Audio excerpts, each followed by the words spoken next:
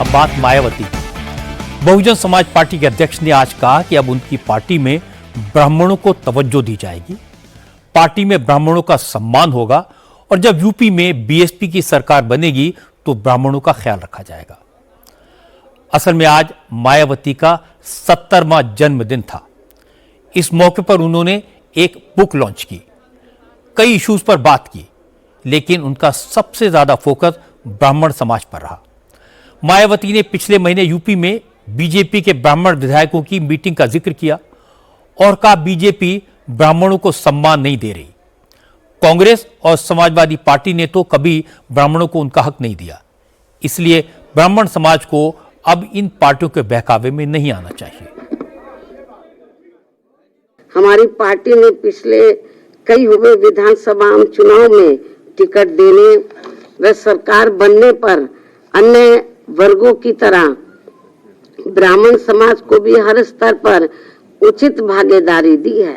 साथ ही इनके ऊपर किसी भी प्रकार से कोई भी अन्याय अत्याचार आदि नहीं होने दिया है, जिसे ध्यान में रखकर अब यहाँ ब्राह्मण समाज को भी कांग्रेस, बीजेपी व सपा आदि इन पार्टियों के किसी भी बहकावे में नहीं आना चाहिए।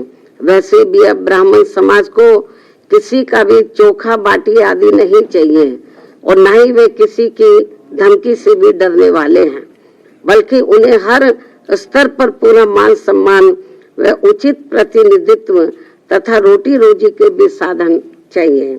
साथ ही इनके ऊपर कोई भी जुर्म जाति आदि नहीं होनी चाहिए, जो ये सब इनकी चाहत अभी तक बीएसपी की सरकार में ही पूरी हुई है। और इस बार बीएसपी की सरकार बनने पर फिर से इनकी ये सब चाहत जरूर पूरी की जाएगी। वो जमाना और था जब मायावती ने ब्राह्मणों का सपोर्ट लेकर बहुमत हासिल किया था और उत्तर प्रदेश की मुख्यमंत्री बनी थी। अब जमाना बदल गया है, राजनीति बदल गई है, समीकरण चेंज हो गए हैं। उनके अपने समर्थक भी कहते हैं कि मायावती की सोच पुरानी हो गई है, वो अब भी पुराने ढर्रे पर चल रही हैं।